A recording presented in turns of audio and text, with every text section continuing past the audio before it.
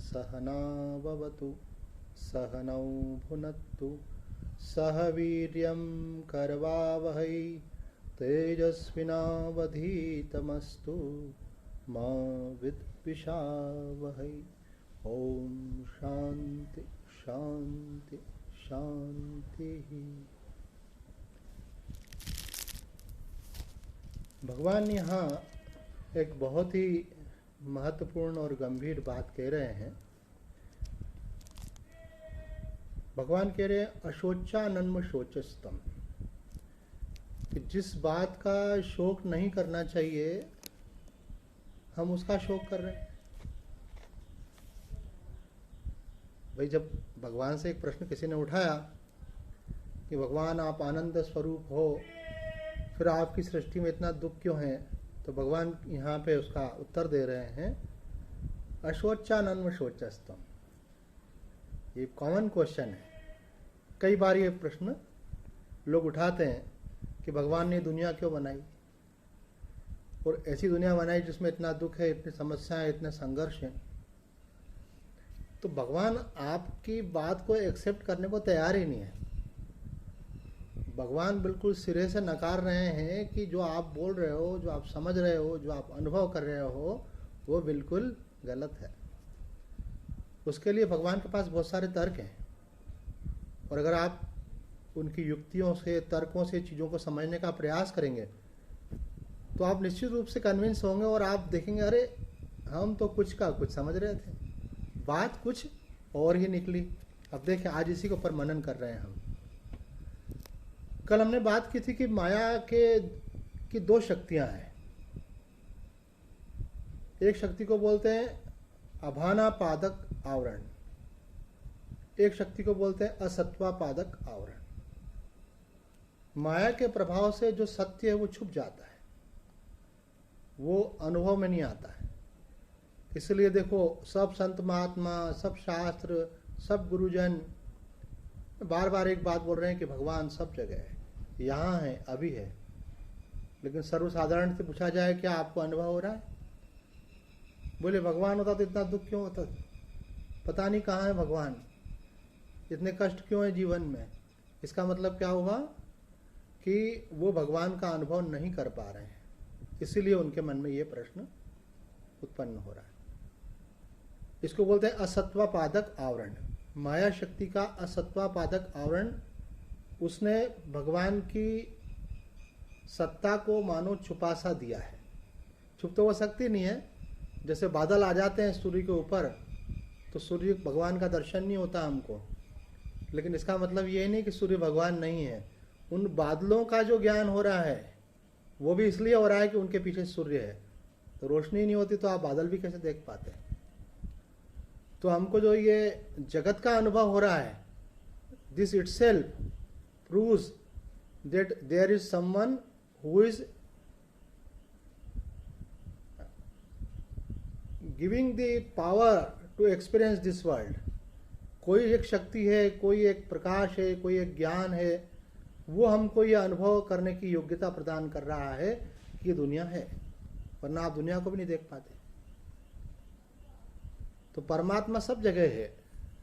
तो परमात्मा को देखने के जो नेत्र हैं, हमारे ज्ञान नेत्र, वो हमारे अभी खुल नहीं रहे हैं। अगर वो नेत्र हमारे खुल जाएं तो हम परमात्मा का अनुभव अवश्य कर सकते हैं। तो वो आवरण जो है उसने हमारे नेत्रों को कवर कर रखा है। वो कैसे हटेगा उसकी चर्चा अब हम करेंगे। वही काम भगवान की वाणी का है, वही काम सदगुरु का है। दूसरा आवरण जो है वो है कि उनकी उस शक्ति के प्रभाव से जो नहीं है वो दिखने लगता है। ये माया का दूसरा काम है। तो शास्त्र कहते हैं कि संसार की कोई स्वतंत्र सत्ता नहीं है, लेकिन हमको तो दिख रहा है संसार है। तो देखो, इन दोनों बातों को हमको समझना है। पहले तो आप एक दृष्टांत से समझ लें, है ना। जादूगर क्या करता है? शायद आप लोगों ने बचपन में खेल देखा हो।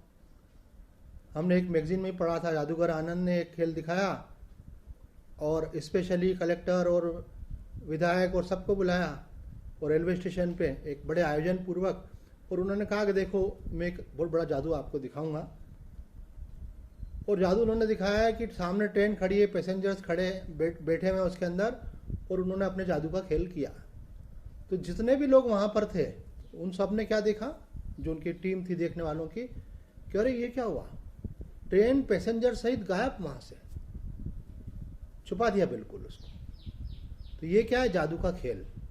तो परमात्मा ने इस जगत के अंदर से ब्रह्म की सत्ता को माया के द्वारा छुपा दिया। जैसे आपने बचपन में देखा होगा, कोई जादूगर आते थे मोहल्ले के अंदर, खेल दिखाते थे, डमरू बजाते थे, इकट्ठे हो जाते थे अपन, तो अपने हाथ के ऊपर ऐसे कपड़ा डाल देंगे। कपड़ा डालने के बाद वो मंत्र बोलेंगे, काली कलकत्ते वाली तेरा वचन न जाए खाली, है ना, और ऐसा दिखाएंगे आपको, मेरे हाथ में कुछ है क्या, कुछ है क्या, आप लोग बोलेंगे नहीं है, नहीं है, कुछ नहीं, कपड़ा डाल देंगे। फिर फूंक मारेंगे, और फूंक मारने के बाद वो जो रुमाल हटाएंगे तो देखेंगे अरे वाह, हाथ में तो गेंद आ गई। आप चकित हो जाएंगे, अरे गेंद कहाँ से आ गई। और कभी वो ऐसा भी करते, हाथ में गेंद आपको दिखाएंगे, देखो भाई गेंद है, गेंद है, आप बोलेंगे हाँ है। एक दो लोगों को पास बुला के दिखाएंगे, हाथ में लेके देख लो, बोले गेंद है। उसके ऊपर कपड़ा डाल देंगे, फिर मंत्र बोलेंगे, काली कलकत्ते वाली तेरा वचन न जाए खाली, फू छू मंत्र। और जैसे ही वो रुमाल हटाएंगे तो आप देखेंगे उसके अंदर से क्या निकला है, सेवफल निकला है। आप आश्चर्यचकित हो जाएंगे, अरे अभी तो गेंद थी, अभी सेवफल कैसे हो गया। तो गेंद को छुपाना जो है असत्वा पादक, और दूसरी चीज को प्रकट कर देना अभाना पात्र। तो ये दोनों आवरण मिलकर के हमको सत्य का अनुभव नहीं होने दे रहे हैं। अब इन आवरणों को भंग कैसे करना है, यही हमारे शोक का कारण है। अच्छा एक बात बताइए यार, रमन महर्षि जी कहते हैं, जब आप गहरी नींद में होते हैं उस समय आपको कोई शोक होता है क्या, कोई समस्या होती है क्या, कोई प्रॉब्लम होती है क्या। बोले नहीं, गहरी नींद में काय को समस्या होगी। बोले जैसे गहरी नींद में कोई समस्या नहीं रहती है, तो समस्या कब आती है, जब जाग जाते हैं तब आती है। तो जागने के बाद समस्या का अनुभव क्यों हो रहा है आपको, जागने के बाद समस्या का अनुभव आपको इसलिए हो रहा है कि मन आ गया। This mind creates the problem. तो बोले मन को कहाँ फेंक कर आएंगे, तो हमारे साथ रहेगा इसे। बोले नहीं, यहाँ पे जो मन के अंदर में जो वासनाएं हैं, मन के अंदर जो इच्छाएं हैं, मन के अंदर जो अपेक्षाएं हैं, मन के अंदर जो आग्रह हैं, मन में जो मेरा तेरा का भाव है, ये आपके दुख का कारण है। इसमें जो ज्ञान वाला पक्ष है वो बाधक नहीं है। ज्ञानी को भी ज्ञान रहता है, बस उसका मेरा तेरा हट जाता है। ज्ञानी की वासनाएं उस पर अपना प्रभाव नहीं डाल पाती, ये भी नहीं कह सकते समाप्त हो जाती है, लेकिन वो उनके अधीन नहीं होता है। तो यहाँ भगवान कह रहे हैं कि तुम जिन चीज़ों के लिए शोक कर रहे हो वो शोक करने योग्य नहीं है। तो इसके अर्जुन के मन में दो प्रकार के मोह आए हैं। मधुसूदन सरस्वती जी कहते हैं अर्जुन के मन में दो प्रकार का अज्ञान आया है, मोह आया है, और ये जगत में देखने को मिलता है। पहला अज्ञान ये आया है कि जिनका अस्तित्व ही नहीं है उनके खो जाने का डर। बोले संसार तीनों कालों में है ही नहीं, और आप बोल रहे हो कि संसार मिट जाएगा, खो जाएगा। ये ऐसा हुआ कि सपने में आपको कुछ दिख रहा है और आप उसकी लालसा से उसको बनाए रखना चाह रहे हैं, लेकिन आपको कोई ज्ञानी माँ उपदेश दे रहा है कि जो तुमको दिख रहा है वो वास्तव में है नहीं, वो केवल प्रतीत हो रहा है। तो आप बोलेंगे ऐसा कैसे, आप भी दिख रहे हैं, मुझे जगत भी दिख रहा है, लेकिन जब आपकी नींद खुलती तो आप बोलते हैं हाँ महाराज जी बिल्कुल सही बोल रहे थे। तो ये बात जब शंकराचार्य जी ने, आदि शंकराचार्य जी ने कही, तो उस पर प्रतिपक्षियों ने एक प्रश्न उठा दिया। तो इसका मतलब गुरु भी जो है वो माया के अंतर्गत ही। बोले हाँ, बोले जब तक तुमको ज्ञान नहीं हुआ है तब तक तुमको गुरु का भी शरीर अनुभव हो रहा है, लेकिन गुरु अपने शरीर को अनुभव नहीं कर रहे हैं, वो अपने आत्मा को अनुभव कर रहे हैं। ये माया का खेल बना हुआ है, लेकिन वो अपने को स्वीकार नहीं कर रहे हैं कि मैं शरीर हूं। आप मानते हैं उनको कि ये एक व्यक्ति है, वो अपने को व्यक्ति स्वीकार नहीं कर रहे हैं। अगर वो अपने को शरीर माने, वो अगर व्यक्ति अपने को माने, तो इसका मतलब ये होगा कि उन्होंने अपने आप को सीमित कर लिया। जो अनंत है, अखंड है, पूर्ण है, अपन बोलते हैं ना अखंड मंडलाकारम व्याप्तम येन चराचरम तत्पदम दर्शितम येन तस्मै श्री गुरुवे नमः। हम कैसे गुरु को प्रणाम करते हैं, जो सारे ब्रह्मांड में व्यापक है। तो जो सारे ब्रह्मांड में व्यापक है वो एक शरीर कैसे हो सकते हैं।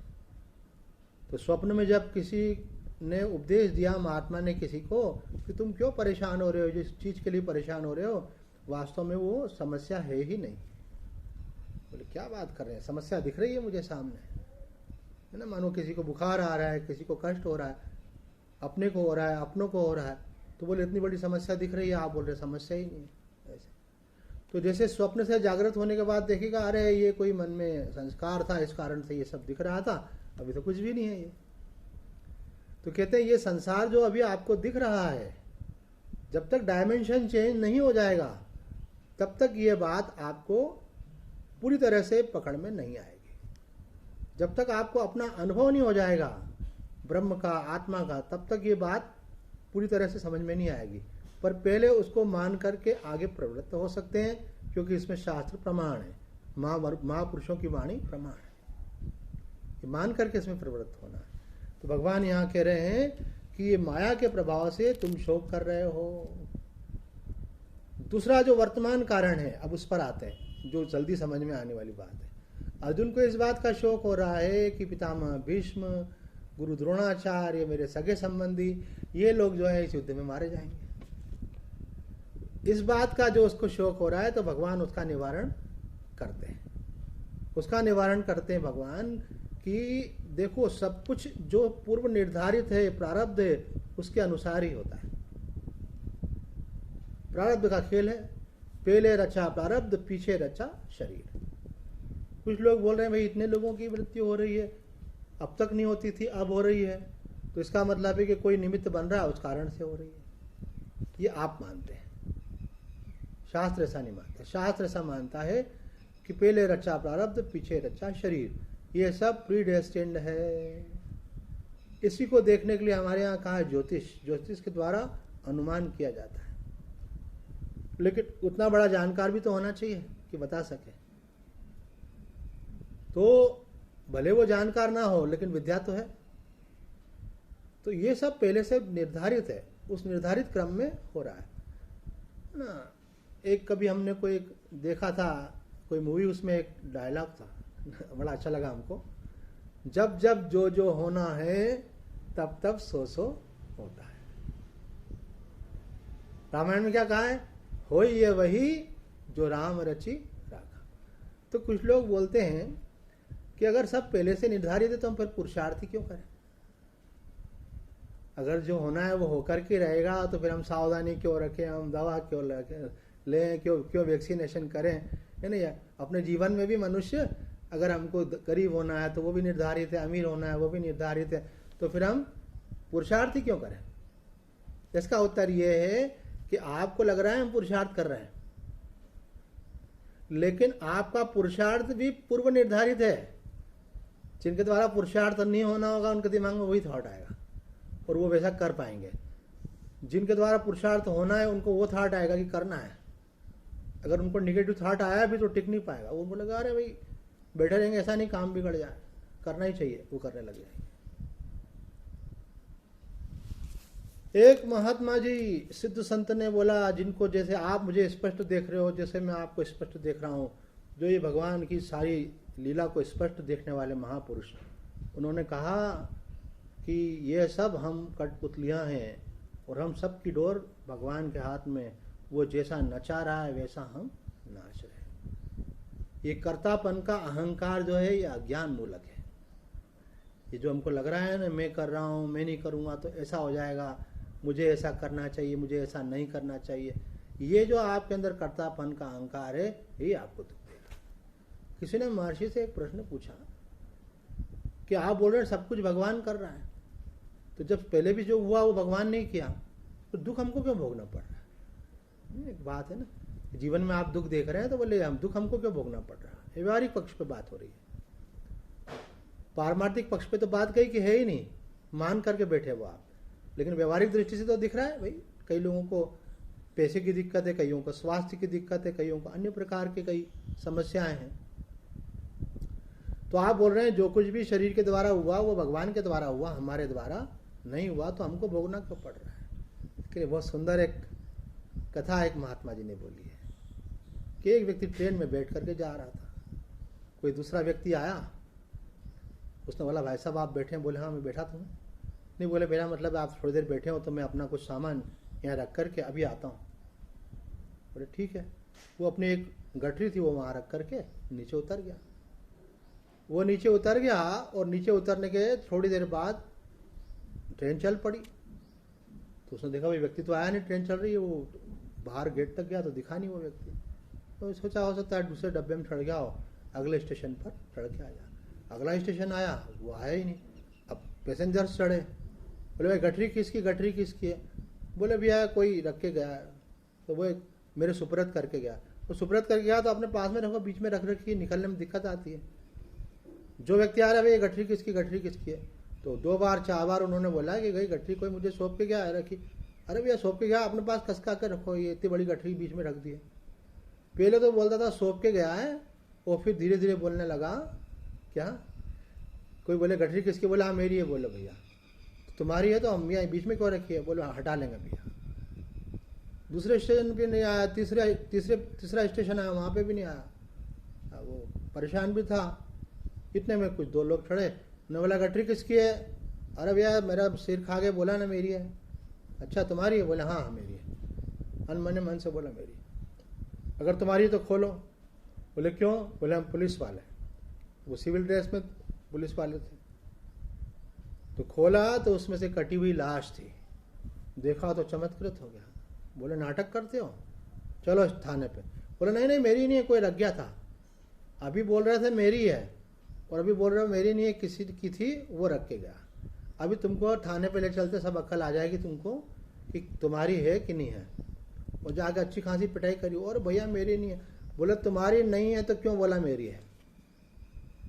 हमारी हालत भी वही वाली है। ये तो दृष्टांत था। ये शरीर किसका है? हम बता रहे हैं ना पिछले कुछ दिनों से, आप लोग बहुत समय से सुनते आ रहे हैं, संतों से भी ये बात। शरीर किसका है?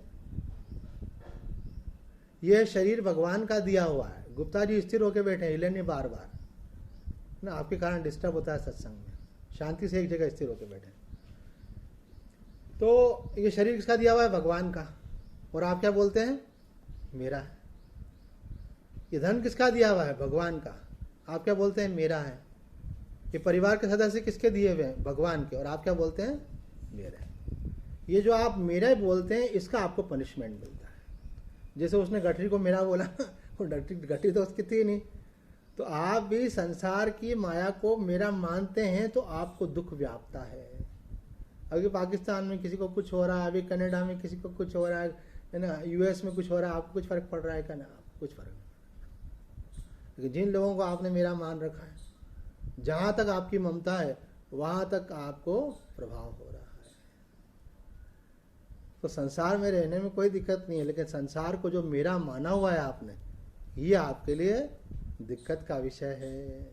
इसके लिए आपको सावधान रहना पड़ेगा, सजग रहना पड़ेगा कि भगवान की वस्तु को अपना नहीं माना है। अशोचानन्वशोचस्त्वम, जो चीज़ तुम्हारी है नहीं उसके खोने का, मिटने का आपको भय क्यों हो रहा है? जिसने बनाया है उसका प्लानिंग है, कब तक रखना है, कैसे रखना है।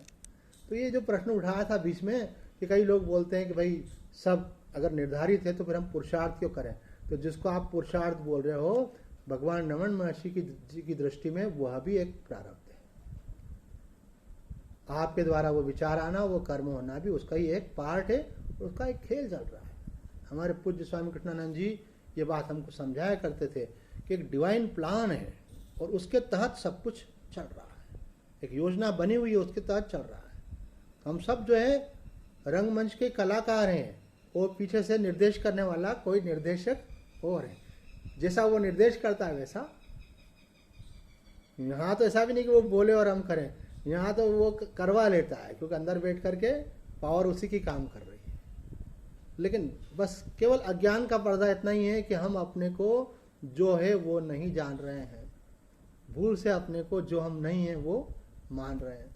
हम अपने को आत्मा नहीं जान रहे हैं, अपने को शरीर मान रहे हैं। इस कारण से शरीर के दोषों को भी हम अपने पे आरोपित कर लेते हैं।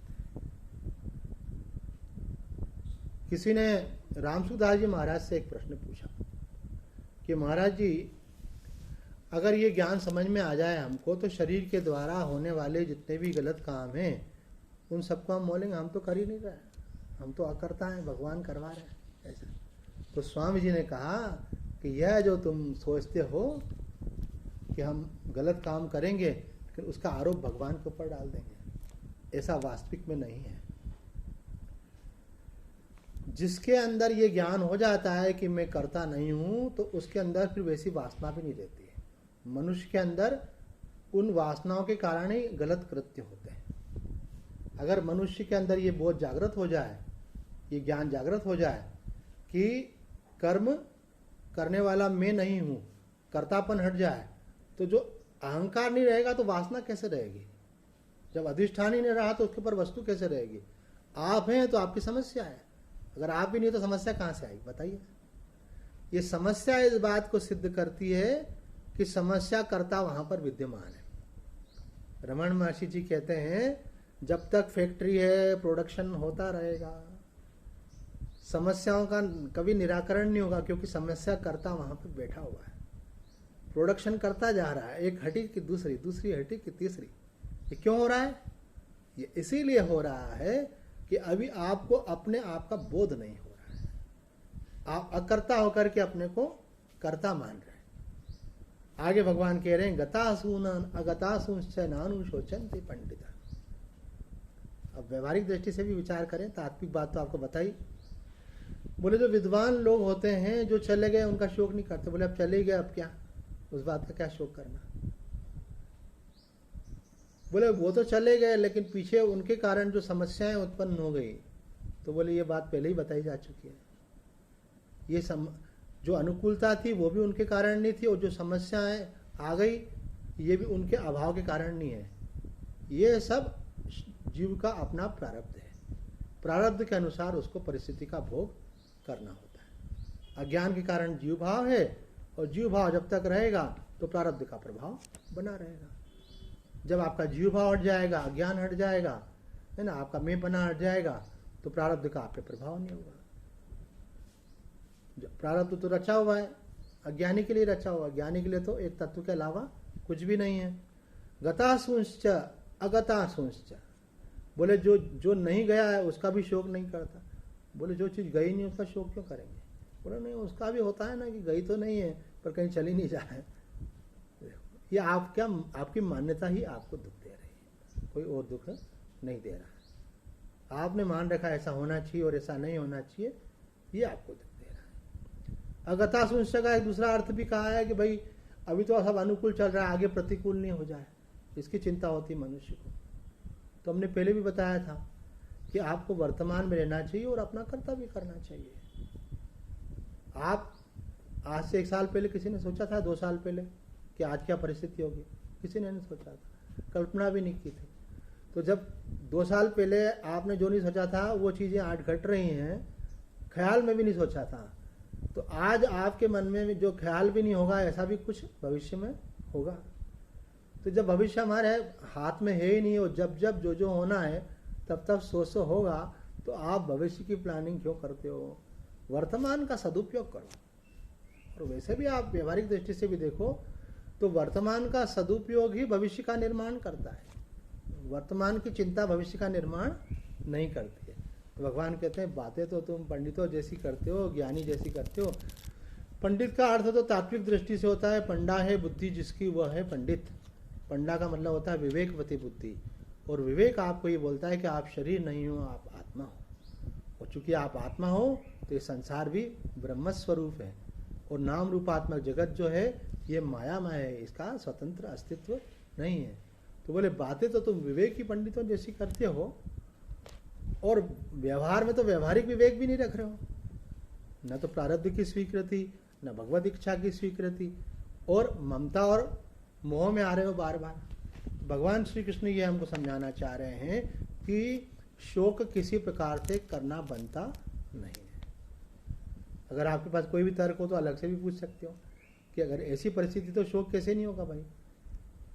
सामान्य रूप से तो 2 ही बातें रहती हैं, एक अपने लिए और एक अपनों के लिए। कि अपनों के लिए अगर कोई कष्ट में है तो शोक कैसे नहीं होगा? तो बोले अपना जो माना यही शोक का कारण है। उनके जीवन की प्रतिकूल परिस्थिति कारण नहीं है, आपने जो उनको अपना माना ये आपके दुख का कारण। अपना मानना ही बंधन का कारण है। और जिसको आप बोलते हो मैं, बोले मेरे जीवन में कोई समस्या है, अब ये मेरे लिए शोक का कारण है। तो बोले मेरे में तो कोई समस्या होती ही नहीं है, मैं तो है आत्मा, शरीर को मैं मान लेने से हुआ है। बोले महाराज जी एक बात कहें, ये बात सुनते तो बहुत समय से है और बुद्धि से समझ में भी आती है, पर ऐसा अनुभव तो नहीं होता। अगर अनुभव हो जाए तो समस्या समाप्त हो जाए। तो क्या आप इस अनुभूति के लिए सिंसियर हैं? इस अनुभूति की सिंसियरिटी का मतलब समझते हैं आप? इसका भी एक कोर्स होता है, एक सिस्टमेटिक कोर्स। क्या आप उस कोर्स को करने के लिए तैयार हैं? या अभी आपको तो बीच बीच में, जैसे अभी हम प्रवचन कर रहे हैं, किसी ने एक छोटी सी वीडियो क्लिप बना ली उसमें से, तो उन्होंने हमको भेज दी। तो वीडियो क्लिप देख करके आपको थोड़ा सा आइडिया होता है कि कुछ हो रहा है, अच्छी बात हो रही है। फिर आपको उसमें इंटरेस्ट आता है तो आपको पूरी जो है वीडियो बनाई गई है कंप्लीट, वो देखने की इच्छा हो जाती है। तो अभी आपके जीवन में आपकी समस्याओं के निराकरण के लिए कुछ वीडियो क्लिप्स महात्मा लोग दिखाते रहते हैं कि देखो अगर आप चाहो तो समस्त दुखों से सदा के लिए मुक्त हो सकते हो, आपको सच्ची शांति मिल सकती है।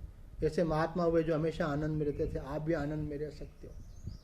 तो ये सब बातें जो हैं आपको आकर्षित करती हैं, अच्छी लगती हैं और आप चाहते भी हैं ये, और आप रैंडम इधर उधर से थोड़ा थोड़ा सुनते रहते हैं।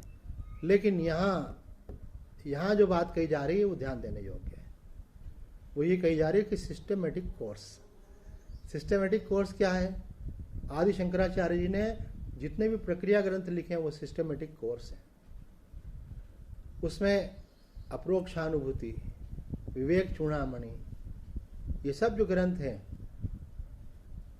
आत्मबोध, तत्वबोध, ये पूरे कंप्लीट कोर्स वाले हैं। तो उनको मैं बहुत शॉर्ट में भी प्रसंग निकला है तो बता देता हूँ आपको कि सिस्टमेटिक कोर्स ये है कि आपको अपने जीवन में 9 चीज़ों को लाने का प्रयत्न करना चाहिए। कि अभी कोई बच्चा बोले मेरे को कलेक्टर बनना है, बनाया जाएगा क्या उसको? कोई बिल्कुल नासमझ व्यक्ति वो बोले मुझे आप प्रधानमंत्री बना दो, बनाया जाएगा क्या? नहीं, उसके लिए उसकी पात्रता चाहिए। तो यहाँ भी हम अगर इस संसार बंधन से मुक्त होना चाहते हैं, भगवत प्राप्ति चाहते हैं, परम आनंद की अवस्था चाहते हैं, तो उसके लिए सिस्टमेटिक कोर्स में बताया जाता है कि आपको 4 योग्यताओं को अपने जीवन में लाना चाहिए। पहला है विवेक, दूसरा है वैराग्य, तीसरा है षट संपत्ति और चौथा है मुमुक्षा। तो तीसरा जो है षट संपत्ति मतलब 6 चीजें। तो विवेक, वैराग्य, षट संपत्ति जिसमें 6 चीजें हैं, शम, दम, तितिक्षा, उपरति, श्रद्धा, समाधान, और चौथा है मुमुक्षा, मुक्त होने की इच्छा। तो ये 4 जो है साधन चतुष्ट है। तो साधन चतुष्ट से जो संपन्न है वही व्यक्ति ज्ञान का अधिकारी है, पात्र है, एलिजिबल है, क्वालिफाइड है, उसको ज्ञान सुनने का अधिकार है उसको। तो कहते हैं वस्तु का लाभ उसी को होता है। आदि शंकराचार्य जी कहते हैं जो उसका पात्र होता है। अब इंद्रियों पे हमारा संयम नहीं, मन पे हमारा संयम नहीं, कष्ट आने पर उसको स्वीकार करे नहीं, शास्त्र और गुरु वचनों में अगर श्रद्धा नहीं, और जीवन में जो है वो पर्याप्त है इसका हमारे अंदर समाधान नहीं, और मुक्त होने की प्रबल इच्छा नहीं, उससे ज़्यादा इच्छा संसार को पाने की, संसार का राग। सबसे मूल में है विवेक कि ये संसार झूठा है और परमात्मा सत्य है। जो पहले था वो आज नहीं रहा, जो आज है कल वो नहीं रहेगा। ये बदलने वाला संसार है। इसका नाम है विवेक कि ये सत्य नहीं है, केवल परमात्मा ही सत्य है। जो सदा रहता है वो सत्य रहता है, जो बदलता रहता है वो सत्य नहीं होता। तो साधक को इन बातों पर ध्यान देना चाहिए, इनको जीवन में धारण करने की कोशिश करना चाहिए, तभी सुना हुआ ज्ञान आपका अनुभव बनेगा। उसके बाद में जब सुन लिया तो सुनना पर्याप्त नहीं है, सुनने के बाद उसका चिंतन मनन करना चाहिए। एक बार सुनने से काम नहीं बनता है ना। इसलिए महाराज जी बोलते हैं भाई प्रवचन हुआ, उसकी सीडी बनी, कैसेट बनी, उसको सुनो। अभी यूट्यूब पे अपलोड किया, अच्छा ईमानदारी से आप में से देख के बताओ कि कोई व्यक्ति भी सुनने के बाद फिर यूट्यूब पे जाकर फिर से सुनता है कि आज का प्रवचन बड़ा अच्छा था, दोबारा सुने। क्या आप उसकी चर्चा अपने किसी निकट वाले से करते हैं? इसको बोलते हैं मनन। उस पर सोचना, उसकी बातें करना, आपस में उस पर चर्चा करना। मनन करने के बाद फिर निष्कर्ष निकलता है। बोले आज के सत्संग में मुझे ये बात समझ में आई। एक बड़े विद्वान व्यक्ति हमारे सत्संग में आते थे तो बोले स्वामी जी मैं तो कई सालों से सत्संग सुन रहा हूँ और सत्संग सुनने के बाद मैं लास्ट में कोई कंक्लूजन लेके निकलता हूँ हमेशा कि आज के पूरे सत्संग का निष्कर्ष क्या था, और उस बात का फिर दिन भर मेरे को थॉट रहता है।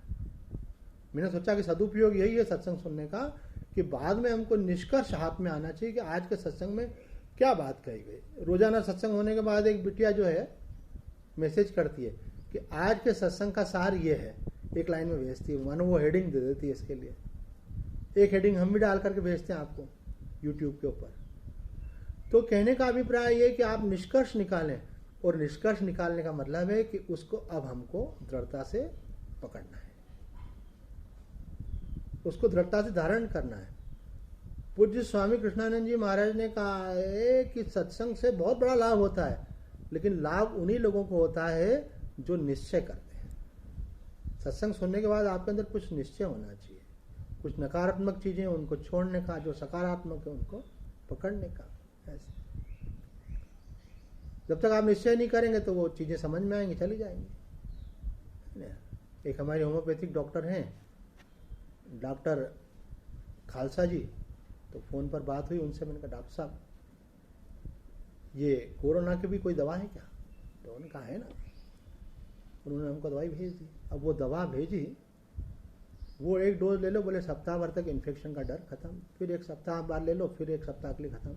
वो आपकी बॉडी में ऐसी इम्यूनिटी बना के रखेगा। अगर वो डोज हम ले ही नहीं और घर में ला के रख लें तो फायदा मिलेगा क्या? नहीं मिलेगा। ऐसे सत्संग सुने तो सही, लेकिन उसके अनुसार जीवन नहीं बना पाए तो लाभ मिलेगा क्या? आपने इंद्रिय निग्रह किया क्या? मनोनिग्रह किया क्या? आपने तितिक्षा का मतलब होता है सहनम सर्व दुखानाम अप्रतिकार पूर्वकम।